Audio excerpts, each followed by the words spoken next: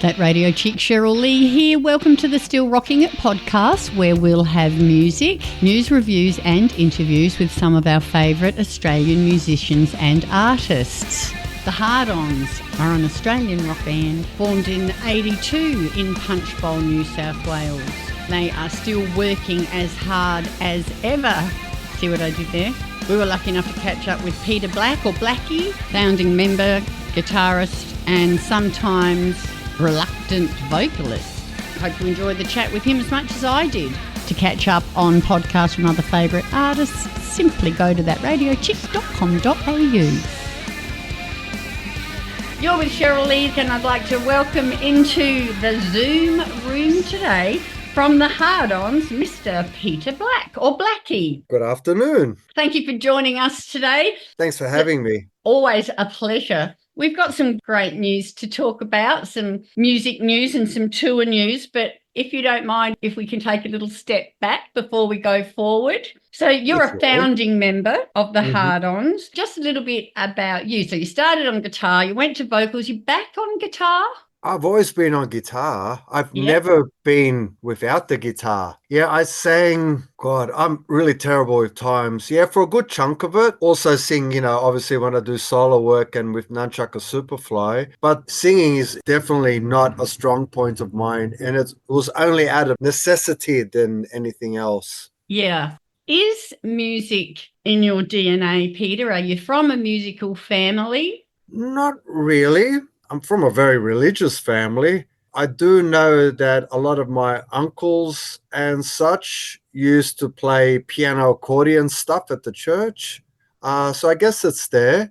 But when I was really young, my parents put me into a police youth club and I learned the cornet.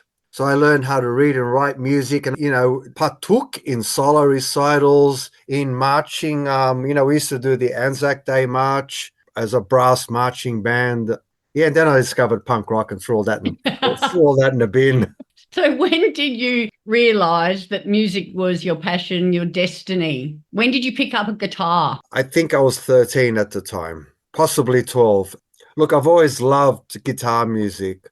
At my age, 58, when I grew up, music was incredible because, on the radio, there was Bowie, Deep Purple, AC/DC. It was just beginning to end stupendous. There was, even the pop stuff, like ELO and stuff like that. I loved it all.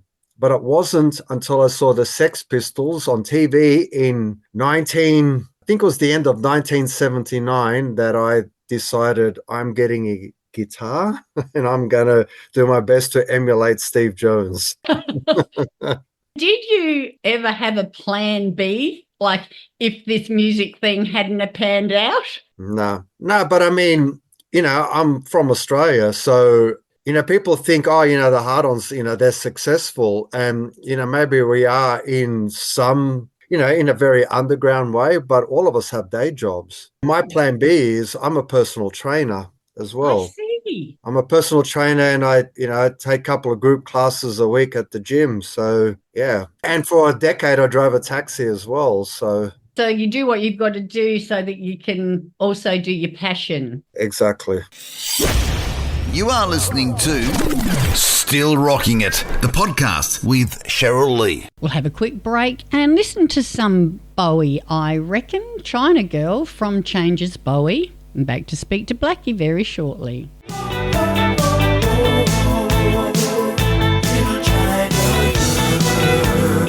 Right back when, how did you likely lads all meet and get together and become the Hard Ons?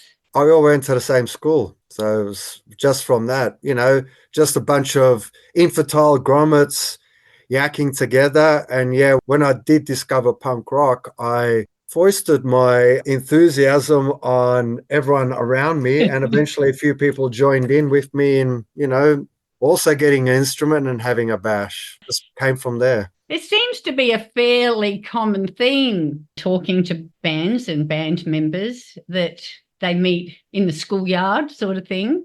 Yeah, I think it's very common because, they're your formative years in high school because it was year 7 when we started. Yeah. I mean, there's almost nothing about the Hard Ons that isn't because a lot of people say, oh, you should write a book, you should do this, you should do that. And it's like, man, I don't know anyone more boring than me. I play music and I read comic books. I don't really do much else. It is sort of in the schoolyard where we often find our tribe, isn't it? We find our like-minded comrades. Yeah, I think also, as you said, it's very common, but it's also common to meet, a lot of lifelong friends in high school as well. So, yeah. That's right. Just for the uninitiated, Peter, how would you describe the Hard Ons genre or type of music? Like most Aussies, we don't really like to call ourselves punk rock. We're just a rock and roll band. But I do think we're very pop influenced as well. There's a lot of pop in our music. Especially the new one. Oh, that's insanely twee, yeah. Yeah, I know we've never shied away from that at all. From day one, we've always, when people say guilty pleasure, I don't have any. I like something or I don't like something. If I say to someone, oh, I think that band is really good, and they're like, a bit of guilty pleasure. It's like, no, what am I guilty of? The only thing you could ever say guilty pleasure, like say if I liked something, oh no, let's not get into it. I was going to be mean. That's not my style. Not Taylor Swift. My nieces will kill me if I said anything about Taylor Swift. And you know what? I don't know her music enough to even make a comment, let alone like that fucking idiot Trump did, which is just beyond comprehension. Beyond stupid. Let's move to the current, shall we? You've got a new frontman, Tim Rogers from UMI. How long has he been playing with you guys? This is the third album with him. Yes. He's not the work experience kid anymore.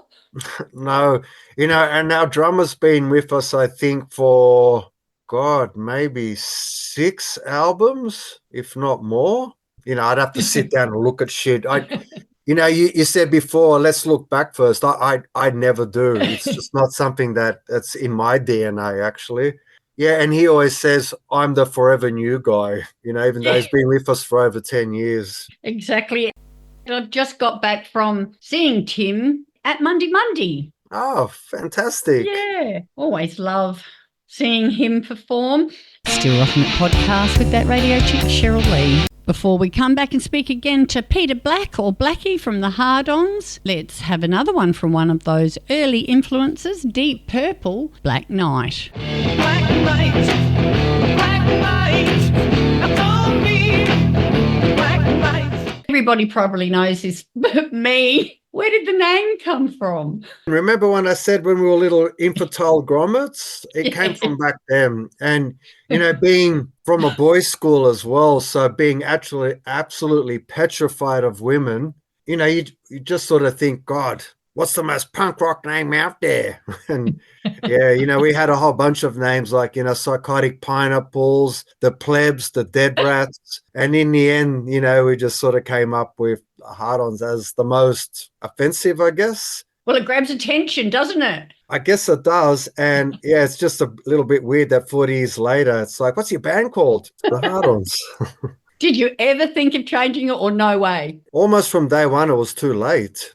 For some reason, I guess the style of music that we played seemed to resonate quite well when we first started. It just seemed silly to change it when, people identified us. I hope it's, now, people don't Hard Ons, it's just a name, it's just something to say. Like, when I think, if I want to go play a Butthole Surfers record, I don't think Butthole Surfers, I just think it's just a name that I identify some pretty amazing records with. So I hope people do the same. So you're not thinking like a naughty little schoolboy anymore. We're all grown up. No, and, obviously the other thing, we really loved music. We just wanted to play. Like, I always thought I was going to play forever, but I didn't think, obviously we weren't aiming for any commercial success or anything like that. It's not something that entered our minds. So, well, you've sold over 250,000 albums. Congratulations. And just released Ride to the Station, a ripper second single from the new album, which is called I Like You a Lot, Getting Older. What does that mean? That is actually the names of two songs put together that start side one and side two. Uh-huh. Again, that was Ray's idea. I quite like it. It just, I guess, and also, the getting older bit. And, the cover that he drew for the album is like a reverse time. Like our first 12-inch record was Smell My Finger, and it had a granny on front holding up a finger. And now our new album, 40 years later, is the same woman, but in reverse. She's now like a young lady. Very clever. I didn't realise that he'd done the artwork. You've got, Oh, yeah. got a pretty talented bunch there, not just musically. Yeah, he's done all the artwork from day one. Occasionally we have, he likes letting some of his friends help out occasionally just for something different. But yeah, Ray's our resident artist. That's handy. Keep him then. Keep him a bit longer. Well, he is my brother, so imagine if, yeah. I suppose you've got to then. Who's the oldest? He is by a year and a month or so. So he's your big brother. You'll have to keep him. Exactly. The first single, Buzz, Buzz, Buzz. I'll quote you on this one. Oh boy, this one, it's twee. I could feel the guys giggle as I was showing it to them, you said. And thankfully, they let you pester them enough because you do love your bubblegum pop. And you reckon it's everybody's favourite. I think you're right. I think it is going to be a favourite. Fingers crossed. Let's see what happens. You are listening to Still Rocking It, the podcast with Cheryl Lee. Okay, let's have some Hard Ons music. The single Buzz, Buzz, Buzz from I Like You a Lot, Getting Older, and back to speak to Blackie after this.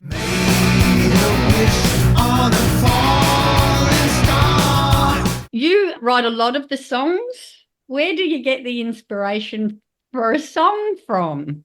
I don't know. That's like one of those great questions that's never really easy to answer because it's like, as I said before, obsessed with music, and I've always wanted to learn as much as I can about songwriting. Always have, and I always keep my mind open to let ideas and inspirations drop in there. So yeah, with that particular song, Tay. yeah, look, I don't know. It's way too hard to explain. Sometimes you get a fragment of a melody and a line drop into your head, and if it gets your attention, you sort of sit up and go, oh, fucking hell, something's happening. And then you hum it. I hum it on my dictaphone, and then I come back to it the next day, see if I still get a buzz. And if I do, then I start working on it. That's how that happened. Do the other guys in the band write as well? Yeah, well, Tim contributes a lot. There's a lot of co-writes with Tim. Yeah, Ray's written quite a few beauties as well. So, yeah. So everybody's pulling their weight then? Everyone always pulls their weight. And, the other thing, yeah, even though I'm, I guess, the major songwriter, you have to have a good band to make your songs sound decent, I can sit here all day long and go, blah, blah, blah, yeah, this is great. But, it takes a great bunch of guys that you connect with on a musical level to make, what in here should sound good, sound even better. Well, it's good that you took your little twee song to them and they created magic from it. Exactly. And backed you in. I Like You a Lot, Getting Older is out early next month. Available now, though, for pre-order. Third album with the current lineup. And it's on vinyl. We do like a little bit of vinyl. This vinyl's actually quite special. Whose idea was it to go with the clear vinyl with orange smoke or blue smoke or pink smoke? That's not something I ever think about. Like, I love vinyl and I couldn't give a shit if it was green, purple or black. But I guess a lot of people do these days. I mean, I just bought a Motorhead record that I didn't even know when I opened it was on silver swirl. I barely even glanced at it. It's like, oh, yeah, whatever. And then, just put it on and played it. But I know a lot of people do like that sort of thing. You'll have to ask them that question. I kind of don't get it. To me, in my mind, whether I'm right or wrong, black still seems to sound better. I'll test that theory out. It is actually also available on black vinyl and CD and digital formats. Also on cassette tape. Yes, 100 cassettes. So a very limited edition. 100 pink smoke vinyls, 100 blue and 100 orange. So the punters, if you do like a little bit of coloured vinyl, like as a collector, you better get in quick. There's also 250 limited edition green. The colour just adds a little bit of something special to me over and above the music. I like to own my music. I like to read the covers. Trust me, I'm the same. I've been buying records since I was, 10 years old, and yeah, I love everything about it, even the smell of them. So yeah, you don't have to tell me. Yeah, they're beautiful things. Still Rocking It podcast with that radio chick Cheryl Lee. We might have another one of those earlier influences. Akadaka, Given the Dog a Bone from Back in Black from 1980, and then back to speak to Blackie shortly.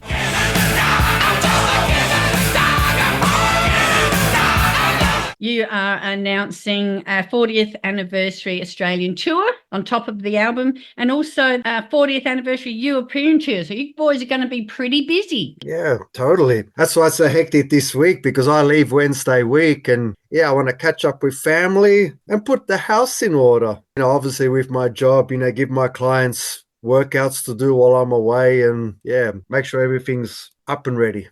There is a feature-length documentary as well called The Most Australia Band Ever. Where can we get the album? Should we go? Is there a website we should go to? And also for the tour dates as well? Yeah, well, I guess, you could go to our official page on social media. Obviously, Cheer Squad Records have their side. I know we also do mail order with Citadel Records, Citadel mail order. Yeah, anywhere, just type in, I want to buy a bloody Hard Ons record, and I'm sure you'll find a way to us. Just Google it. Totally. Do get onto the website and see when the Hard Ons are coming to a town near you. For us here in Adelaide, pop this in your diary, Saturday the 9th of November at the Froth and Fury Hearts Mill at Port Adelaide. So get onto it. Don't be slack. Get on and get your tickets. Don't leave it till the last minute. I also wanted to ask you, Peter, do you have a non-negotiable on your rider, something you got to have in the green room? Nah. Pretty easy going? Extremely easy going. Although I'm not going to say no if you put some vegan dark chocolate there either. I'm not going to say no. So what is on your playlist at the moment? It's like if you're driving in your car or in your shower or working out, what do you like to listen to when you're all by yourself? Well, it veers from anything and everything. Okay, in the last week, in the car, I've played a mixtape that I made myself of the band Yes. I also played a mixed CD of, see how I say tape, because I'm that age, I still say mixtape, of US Garage. I also brought a early 70s, I've been after it for ages, early psychedelic folk band called let me get it. They call themselves Timepiece, but they come out of a phenomenal Australian 60s punk band called the Black Diamonds, who one of the greatest songs ever written called I Want, I Need, I Love, I Want, I Need You. God, I can't remember the name, even though I just said it's the greatest song ever. But yeah, that was when they became more folky. So getting into that. As I said, I also played Motorhead, and I also played another sort of like a post-punk African thing called African Head Charge. I've been obsessed with that for a couple of weeks as well. So quite eclectic, really. Yeah, as I said before, I love good music. There's heaps of good. I like more than I dislike. Let's put it that way. After 40 years, I guess the word retirement not in your vocabulary? No, not yet. I still got a bit of hearing left. My fingers still seem to work. I personally, anyway, think my ideas are still good. So, yeah, I'm going to keep going as long as I can. You mentioned your children. Are any of them musical? Are they following in the family business? Family business. Not the right word for being in a band. Well, my son, yeah, he plays drums. He hasn't jammed in a while because he became an electrician, really dived hard into his work and went crazy. I mean, unlike his father, he already owns his home, which is like, bloody hell, how'd that happen? Wow. Yeah. And I did see my youngest niece, perform at Sydney Town Hall 2 weeks ago, playing violin in an orchestra. Lovely. So, yeah, the answer to that question, yes. You are listening to Still Rocking It, the podcast with Cheryl Lee. Well, Blackie mentioned Motorhead and he's listening to them at the moment. Let's have their Hellraiser. And then back to say farewell to Peter Black from the Hard Ons.